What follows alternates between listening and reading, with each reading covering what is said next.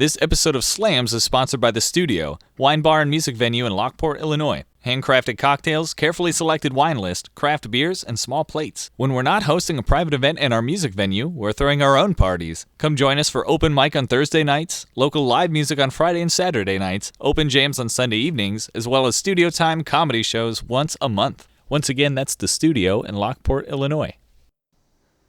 Hello and welcome to episode 3 of Slams, the South Suburb local artist and musician shout out. Today's episode has Andrew Broughton. He is a local artist that I've actually known for a while. He's one of the guests that I've known the longest so far. For sure, I met him a few years ago. I actually believe I played music with his uncle first, Dave O'Leary. And I've always been thoroughly impressed with Andy, and we both have always loved music, and I always shared that with him. And so here's a little bit about Andy Broughton. So, speed demon metal guitarist turned bluegrass, Andy Broughton is a folk musician who will impress you from minute one of his performance. Playing shows and hosting open mics all throughout the south suburbs, Andy sings and plays acoustic guitar with the best of them.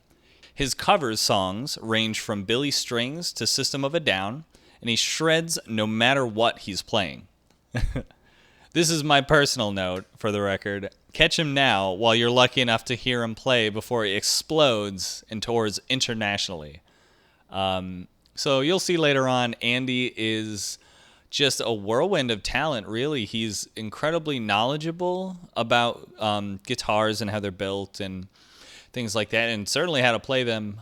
His technique is what has impressed me the most about him. I mean, every musician, and I'm not just saying that, I truly mean every musician has something to offer. We all have a place, our own spot in this community, and our own styles, approaches, things that we care about. Andy, just as an observer on my end, his technique is good. I mean, he's fast, he plays clean, he picks up stuff, but he isn't limited to just performing songs as they're recorded. I mean, he tries new things, and man, it's just incredible. So without further ado, we'll have Andy Broughton as our interviewee today. So let's say hi to Andy.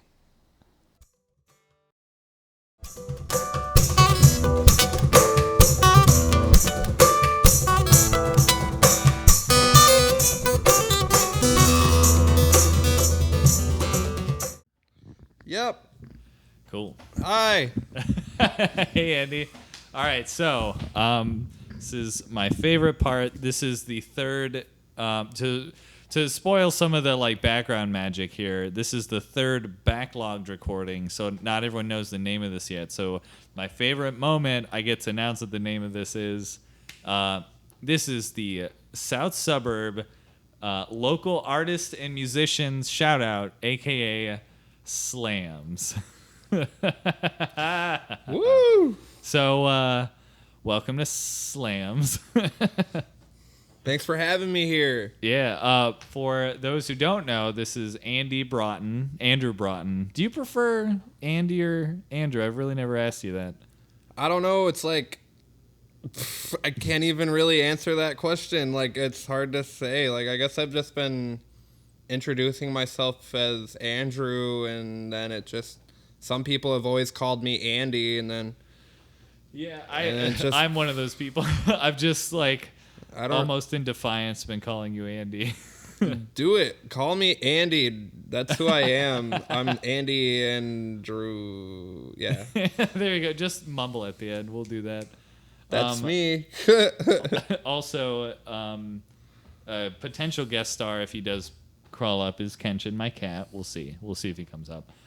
So basically, to review, this whole deal is I bring in local musicians and artists. We'll all find out it's not all just musicians, and bring them into my home, force them to talk to me and be my friend, and I just ask A couple, sort of surface questions about being on the scene and stuff, and one particular fun question at the end. So we'll see. Okay. Then after this, we'll do a jam together. The one stipulation is always that you have to let me play cajon with you for a song. The one requirement, and we spoke beforehand, Andy and I. We've got a special one coming up. So I believe.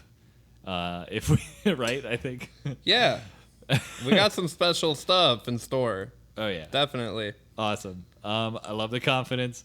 My first question, I've asked this a few times to other folks, but I really like. I feel like this sets a good pace to talk about yourself and your experience with music. What was, Andy, your first gig that you've played? Do you remember? No, I don't. Yeah. My first gig ever. I'm trying to go way back. Yeah. Probably was around 2012, maybe 2013. Okay. Because the college that I was at was doing an open mic, so I was playing there, and Nice. and I mean, also I was in a like classic and jazz ensemble, so I was like performing it with a group in front of people, like a auditorium, like room full of like just listeners. Wow. Okay. Yeah, that's a big deal. Classical pieces as well. It was really cool because I got to play one of the instrumentals that I wrote in front of this audience, as well as some like master musicians, because there was this dude who came in from Brazil. Okay. And he let me play my original Sandstorm off of his like $10,000 classical Brazilian guitar, which was absolutely beautiful. Oh my God. Was it nylon strings or was it? Yes, it was. Wow. About to look his name up because it's kind of a Yeah. long one. I always forget. Classical guitar. Was it any more difficult to play classical guitar? From what I understand, the strings are a little more spaced out. So classical guitar necks are wider and the strings are nylon, so it's a different They have more like feel. give. It's a different feel. It does have more give. It allows you to really dig in while you're finger picking. Interesting. Phosphorus bronze is what I go for my strings. Like, I don't do like the 80/20 or any nano. Well, I guess it is nano web because I go for the elixirs. Okay. Like, and you will, obviously if you use that like material for your string, it's going to project louder, and so like you compensate when you have a classical guitar, but Sure. this one that he had was like really nice. So it was you're like, saying you had to pluck a little harder to get that same resonation or resonance, maybe? well, I feel like no, actually more so. It's like you could pluck as hard as you can. You will not be able to match the volume. Oh, I see. Interesting. Well, because it's almost, I'm not going to say like a deader sound, but like it just doesn't last as long. Like the sustain maybe isn't as long. Yes, definitely. But at the same time, it's a lot more like natural and beautiful sounding. Awesome. But anyway, this guy's name is Guilherme Vincenz. Guilherme Vincent. Yeah, Vincenz. Vincenz. Yeah, he If you're listening, yeah. hello. Shout out to that man right there who pretty much showed me that you could turn any song into a flamenco beat. And then him and the instructor, was his class I was in, this dude Jesse Malacoli. This guy, and then the other guy, Guillermo Vincent. Yes, I'm such an ass. But they did a version of Stairway to Heaven. Yeah, sorry, it took a lot to pull that out. Yeah, Stairway to Heaven was really cool to hear, like flamenco classical style done. Yeah, that that's was a fascinating combination. One thing I find very interesting about the day and age that we live in is not only is it easier than ever to access pretty much any recorded music as long as it's stored somewhere online, but because you can access any style at any time, especially if you know what you're looking for. As a result, your influences can be literally anything, and you can therefore combine anything, which I think is incredible. Like you can combine any two genres or three, and some people sort of. Actually, Raj is a good example. He started with metal, like he started with heavier music, and now he does like kind of reggaeton type of stuff. And so, if you have like two pronounced genres that you like really love, you might end up blending them, or like adding in a third or whatever. And it's just cool the kind of combinations you can have with stuff. So Yeah, shout out to Raj, man. It's cool that you mentioned him. yeah. Yeah, there's a lot of cool tricks that he's got. Like, he's got so much, like, I don't know. You could tell that there's almost like that metal background, but because, there's so much power and presence. That dude just, shout out to you, man. You're awesome. I love seeing you play. You got cool stuff going on. Yep. Yeah. Ditto. But, yes, a combination of all genres. So I already knew about that Andy McKee guy who does the percussion open tuning stuff. That was... Ooh, okay. Like tapping on the strings, right? Yes, Awesome. overhand tapping, back and forth between slapping on the guitar and hitting harmonics, as well as harp harmonics and several Okay. other combinations of classical techniques. We're getting fairly technical for some folks who may be like casual music lovers. What would harp harmonics, like how would you kind of explain what those are? Or harmonics in general maybe? Well, okay, so the way I guess You maybe like I was- demonstrate on the guitar. I don't know if sure, yeah. So you got your regular harmonic that is created by resting your finger right above the fret. yeah, On you're the not fifth- holding the string down, but you're just kind of resting Yes, it above on the it. 5th Yeah. and 7th and 12th frets, as well as you can go past that. And then another cool trick is when you hold down different frets, you can access different harmonics. Mm-hmm. So this is where I start doing the harp harmonic, where it's a one-hand harmonic. Mm-hmm. So you no longer need to do two hands. You can just take one finger, press down where you want to go, and lift up. And I guess That's what pretty. it was, the way it was presented to me, it was taught to me was like, this is like how harp players do their thing.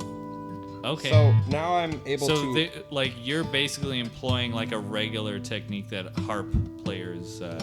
I am not 100% on that, but this is the way it was like taught to me. Like this is Fair what enough. I was told. I think I also do not play harp, so I don't want to like give any false information. But I've watched harpists, and they do definitely a sort of plucking motion. I don't know if they rest their pointer finger on the string at all, but they definitely kind of pull out with, I think, usually the middle two fingers. So That'd be very interesting. And if there are any Considering- harpists, please like comment and correct Yeah. us. so, like I was saying, I can access. That's cool. Different I've spots. never thought to do that with just one hand. That's very So now you fascinating. have also this like slapping harmonics that are. Yep. That's cool when you like combine like.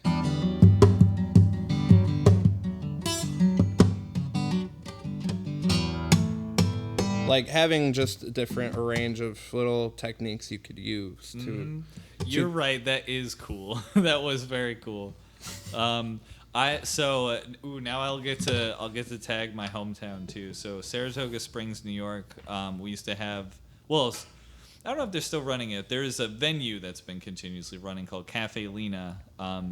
Apparently the longest running coffee shop in America, I guess, which is kind of interesting. It's been like 90 years or something crazy like that, or more maybe. But regardless, one of the hosts at the open mic that used to be done, I think on Mondays, a gentleman named Willie Moak, I believe, aka Willie the Moak, who first introduced me to that technique. Willie the Moak, he started as a percussionist, and his reasoning for doing that, the percussive sort of slapping and tapping, he literally told me, I picked up a guitar and I saw there were all these strumming patterns and like ways of holding the pick, and I was like, I don't feel like learning all that stuff. I'm just gonna hit it the way that I've always been hitting Yeah. drums. And, Uh-huh. and he made it. Not only did he make it work, but he was a very unique performer in town because of that.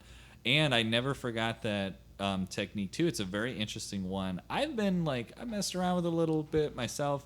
I've stuck to kind of more traditional techniques for a lot of my originals, but.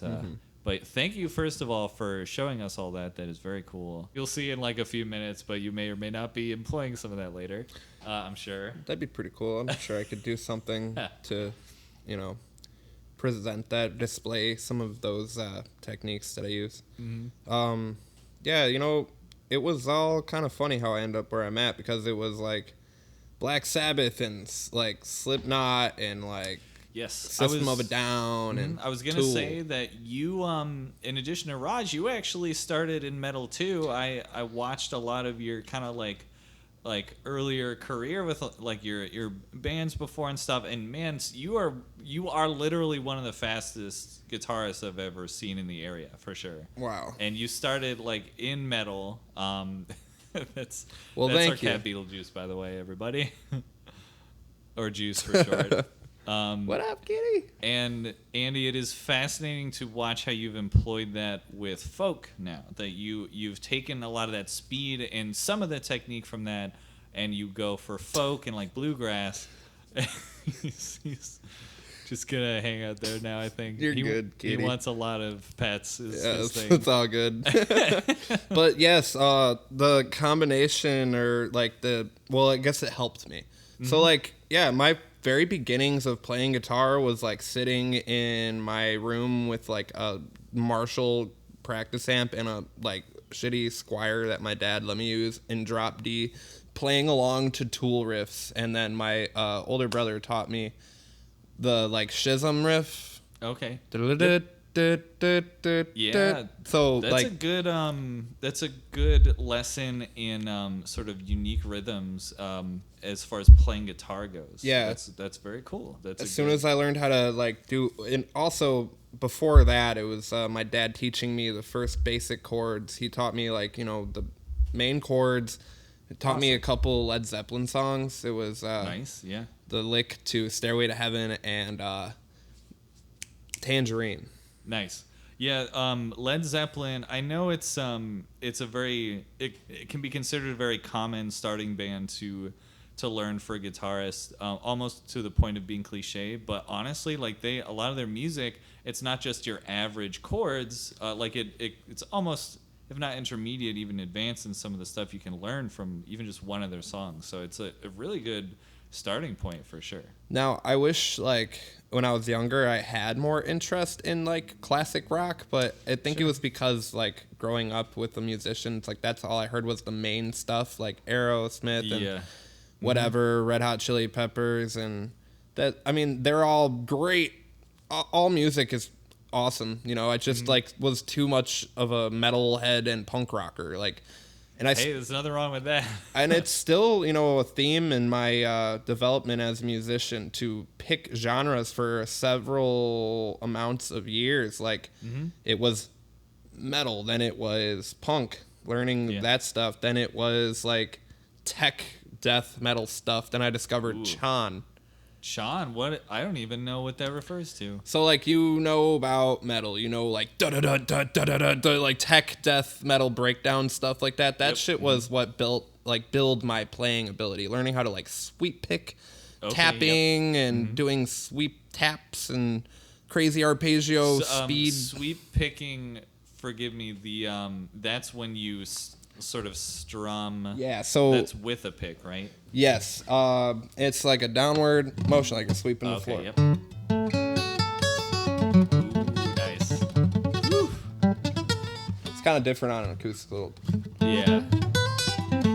Anyone who doesn't know, an electric guitar tends to have lighter strings. It's sort of really just easier to hold down the strings. It's easier for lead, and the electronic effects that are usually applied allows for these strings to resonate more easily too. So certain techniques on electric are going to be tougher on acoustic. Although that I've found that makes acoustics really good practice tools. If you ever do want to start playing guitar, or if you have kids that want to start, you definitely want to get them on an acoustic first. Yep. And they're gonna like complain and be like, my fingers hurt, and be like, Suck it up. No, just suck it up, kid. I bought you this guitar. no dinner until you play stair.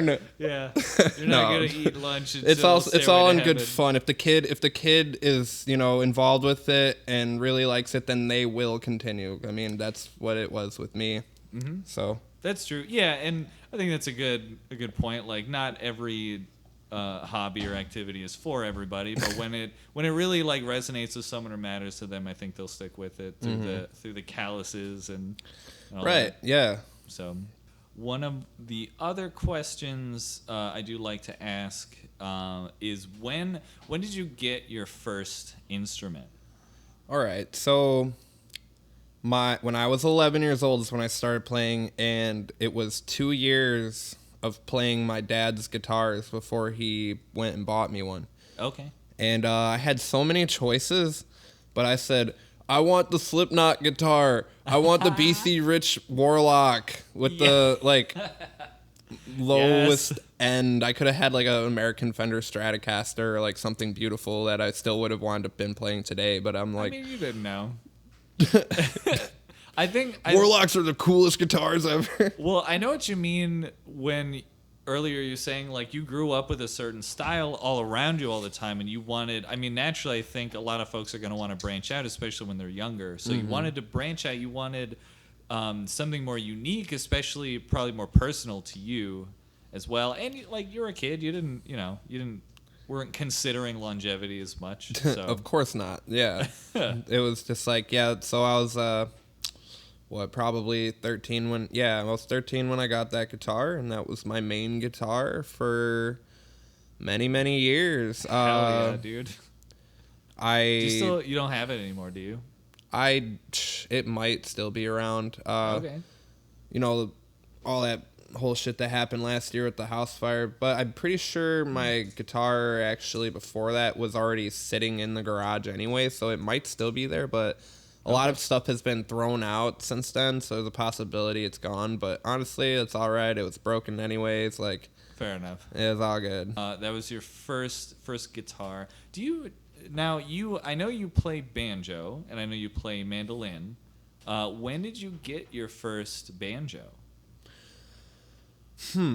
Well, I'm trying to think now. Was that like 4 years ago, or maybe like 3 or 4 years ago. Okay. Gifted by a friend. It was this old 60s banjo that was sitting in his uncle's trunk. So gotcha. He wasn't using it. He made this cool ass it was like a suitcase drum. Yeah. Okay. And I was doing that while playing banjo. Oh, right. With a kick pedal, right? Yeah, I Cool. think that was 2017, maybe 2018. Wow, that's not even that long ago. The thing is, I've heard Andy shred on banjo, and I'm like especially impressed to hear that you haven't even had banjo that long. So. Well, yeah, it was like I had it for like 4 years, but I haven't really seriously been trying to play it until the last couple of years. It is sadly less marketable than your average guitar. I've found. I mean, there's of course niches, and if you find a good spot in a band. I'm surprised by the amount of people that look at and watch and listen to people playing songs on a banjo, and they find it comical. Like, they're just like, haha, like this. Oh, like it's a joke, yeah. Like this, like we can't get past this like image that we created.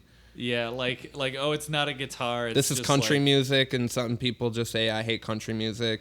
Right, or like it's maybe associated with like rednecks or like bumpkins. Yes, maybe, and they're just like a bummer because once again referencing my hometown, there's ignorance. Well, yeah, there's ignorance. There's unfair connotations with the instrument. In my hometown, there's a local Celtic band, and they had employed a banjo player who like won local like competitions and stuff, and he could play like immensely quick, and there's actually a speed at which you can play banjo. It's so fast you almost can't even like comprehend like what's being played anyway. So Yeah, and it's like he could play that fast and that's insane. Yeah, that's incredible how fast some people can pick. mm-hmm. And like I was saying, like you got people that like laugh about it, but majority of the reactions I receive are like very like a lot of people really like hearing it. I mean, the reason why I started playing banjo was because I realized how like calming it was just to like sit there and play it, and I'd find Yeah. myself getting lost into a riff that turned into like some sort of metronome or mantra thing. Like Wow. started, it just kind of was I don't know, transcending or something. Yeah, no, Like I know what you're saying. That's very cool. I can almost picture it myself just sitting there playing one. I'm not surprised to hear you say that. yeah, I can't not pick up a banjo and play it and not feel like something spiritual is going on. Wow. Well, there's something about the way the sound bounces off the drum head, the skin head on it, and a sort of almost softness to the strings themselves. It's not the same. I don't even know how to explain it. They're probably not even made of anything particularly, like that different. I'd imagine from guitar strings, are they? Or Well, actually, the banjo strings are basically the same, like steel, like for an American banjo at least, yeah, like steel strings like you would have for a guitar, but they'd be a lot thinner. Gotcha. Yeah, I don't know how to explain it, but there's like a warmth to it, though. I definitely know. Yeah, I know there's what you mean, like a softness almost. there's some sort of like reverb almost that comes along with it that sort of creates an aura, I guess. Yeah. An atmosphere. Mm-hmm. I know what you're saying. Yeah. Yeah, man, that's kind of literally how it how I imagine it as I play. That's so, man, that sounds so nice. I want to just like, It just takes me away from everything going on in my life and just oh, wow. I like want you to play for me on a porch now somewhere on the balcony we got. that's funny. I got the banjo in the car, but I could have grabbed it. But Well, as I've said in another episode, hopefully, or did I say this? I don't know. Hopefully, we'll have return guests also, and maybe next time we talk about banjo so much, you can play something.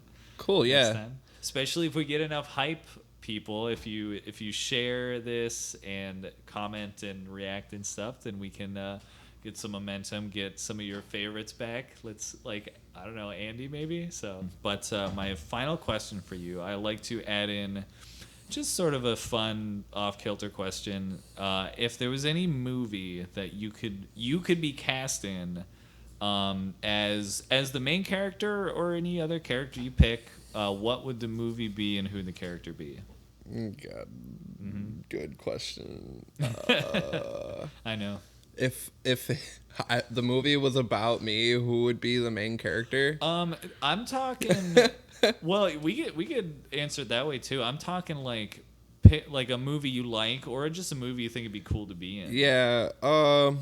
It'd probably be really cool to be in like Oh Brother Art Thou. Ooh, okay. I haven't seen it, but I'm like a little familiar with the story. It'd be kind of cool because it's like based off like way back early American, like the upcoming of America, like Western world Like or whatever, the development South the or whatnot. original development of it, yeah. Yeah, there's just a lot of bluegrass in there. That's all. There was yeah. hella bluegrass I and get like, that. yeah. You know what? I really like that. I like that idea. Is there a particular character you would want to be from that?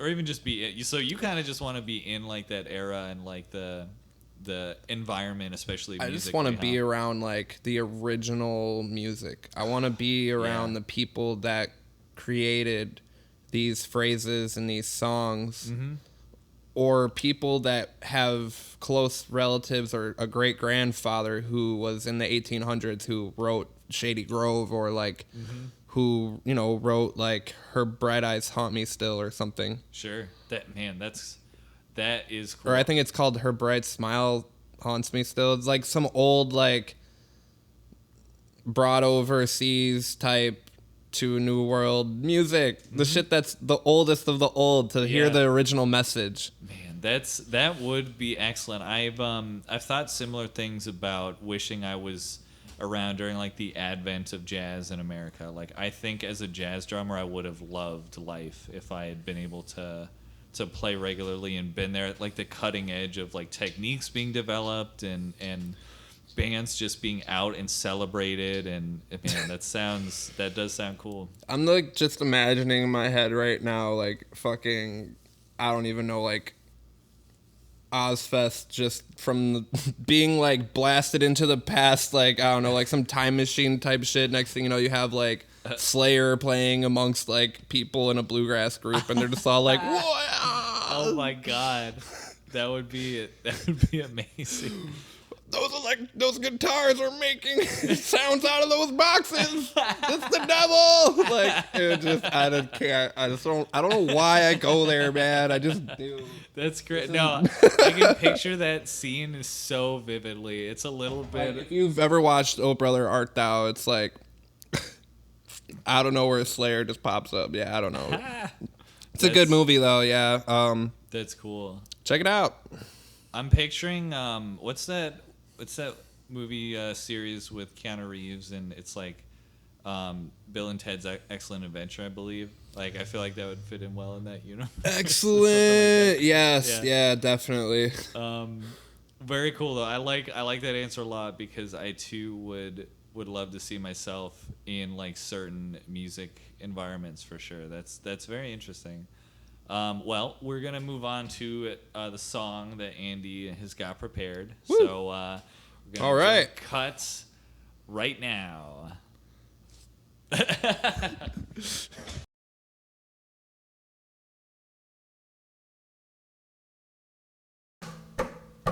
We good to go? Yeah. All right, Sandstorm. 1, 2, 3, 4.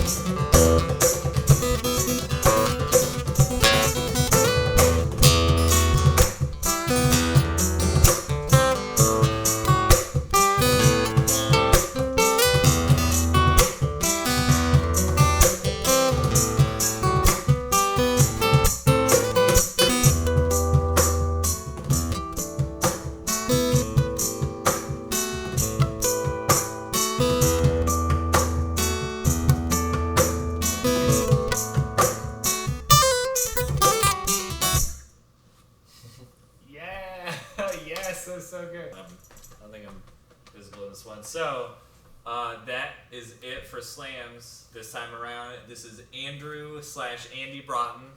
Andy, looking at this mic or this video camera, do you want to plug anything? Do you have any shows coming up? Do you have any online things that people can visit and check you out on? Andy Broughton, spelled Brought on music on Instagram. Andy Broughton Music on Instagram. You can find me there. Andrew Broughton Music on Facebook. My weekly open mics, yes, open mics at Flannery's in Midlothian, right off of like 147th and Pulaski. Every Wednesday night, 7 to 11, I'm up there. Excellent. Yes, many different open mics that Andy tends to host, and and you just dropped a single too. Yes, I did. It's called Breathe. It's one of these songs I wrote a while ago, and all these recordings were done right before the pandemic struck, and really happy to have those getting released now. Excellent. That's on Spotify and of that. Yes. So awesome. If I'm going to talk about August really quick, please do. I'm going to be at August 1st, Melinda's Tap. With my friend Brian. Right in Chicago Ridge. That's a Sunday. Right? Yes. That Friday, the 6th, I'm going to be at O's Tap on the north side of Chicago. I'm going to be at Gracie's Wine Bar in Midlothian on the 7th. 8th, I'll be back at Flannery's. August is a lot. There's a lot of gigs. Come follow my pages. I'm very active on there. I'll let you know. Yeah, sweet. Awesome. Thank you, Andy. And see you next time for slams. Bye. Yeah.